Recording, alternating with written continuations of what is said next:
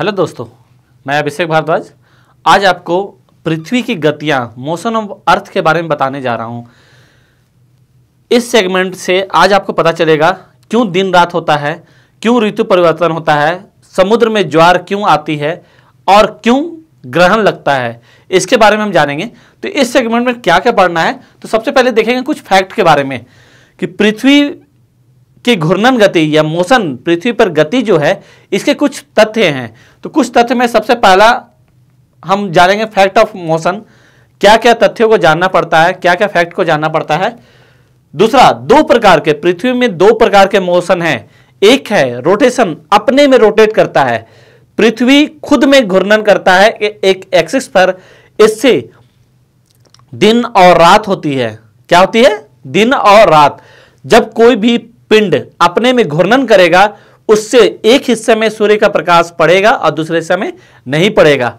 इस प्रकार हम जानेंगे पहला रोटेशन मोशन को, घूर्णन गति, इसे दैनिक गति भी कहते हैं, इसके बारे में बताएंगे। दूसरा, रिवोल्यूशन मोशन, मतलब रिवोल्यूट, पृथ्वी सूर्य के चारों ओर परिभ्रमण करती है। इससे क्या होता है? ऋतु परिवर्तन। सबसे पहले हम जानेंगे ऋतु परिवर्तन क्यों होता है। तो पृथ्वी जब सूर्य के चारों ओर परिभ्रमण करेगी, इससे 4 वर्ष में या 1 साल में 4 प्रकार के ऋतुओं का प्रवास होता है, उसके बारे में हम जानेंगे। दूसरा, परिभ्रमण गति से क्या होगा, फिर आगे देखेंगे ज्वार भाटा आता है। ज्वार भाटा क्या आता है?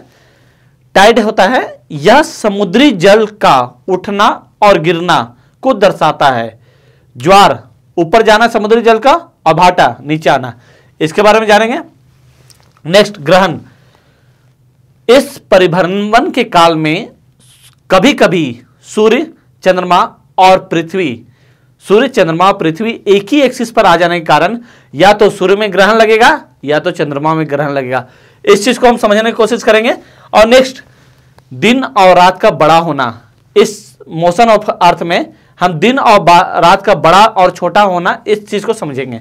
तो सबसे पहले आइए हम देखते हैं, पहला सेगमेंट में पढ़ते हैं, कुछ फैक्ट है। तो सबसे पहले कक्षीय समतल या ऑर्बिटल प्लेन क्या होता है, इसके बारे में जानने की कोशिश करेंगे।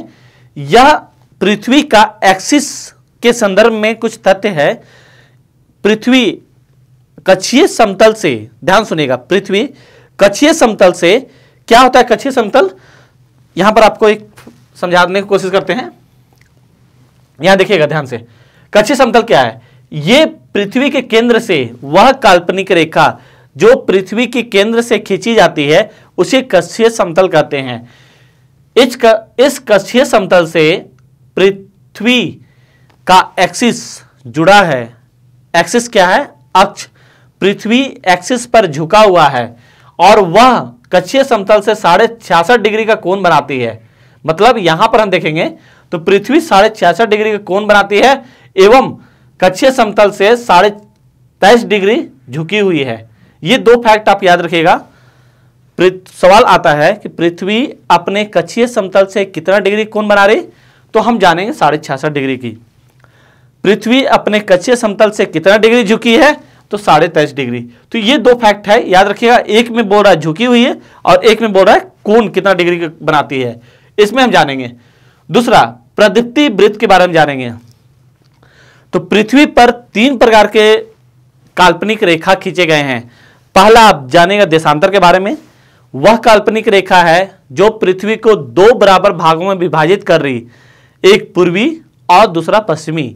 तो हम जानेंगे उस देशांतर के बारे में, जो नेक्स्ट टॉपिक या नेक्स्ट क्लास में आपको बताएंगे, अक्षांश और देशांतर के संदर्भ में।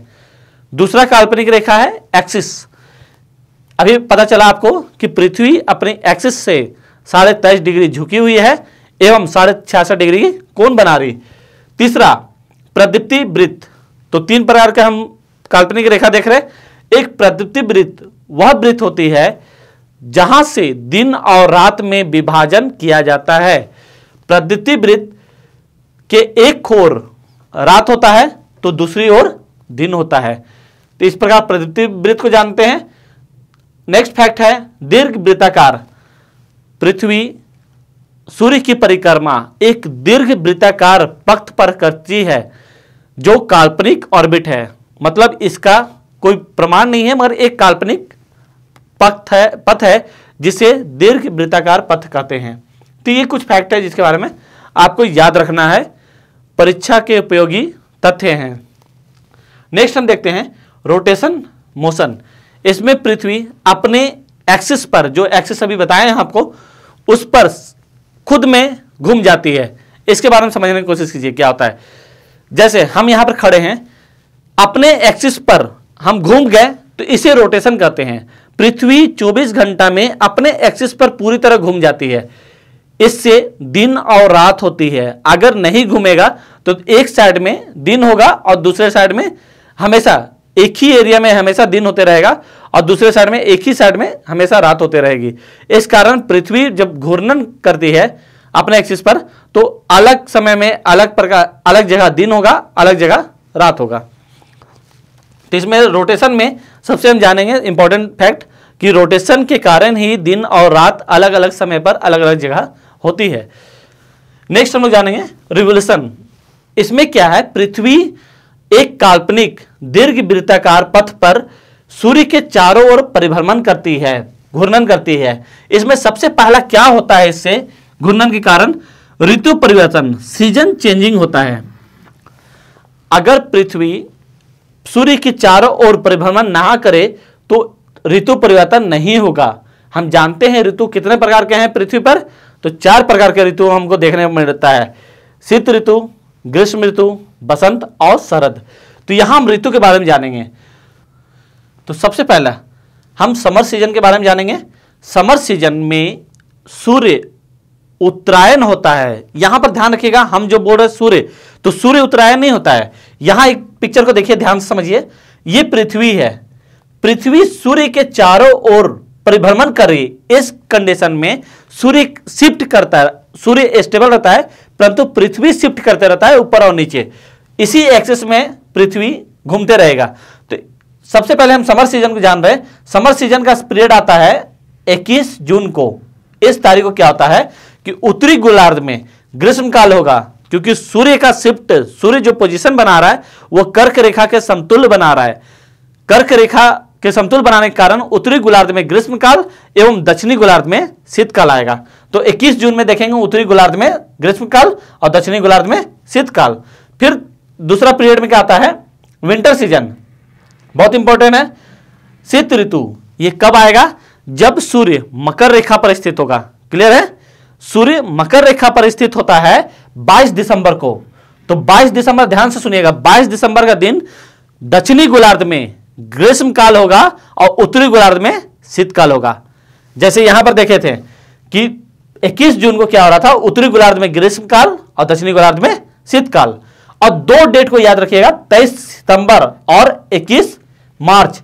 इस पीरियड में क्या हो रहा है कि सूर्य का प्रकाश सबसे अधिक विषुवत रेखा पर अपना उष्मा दे रही।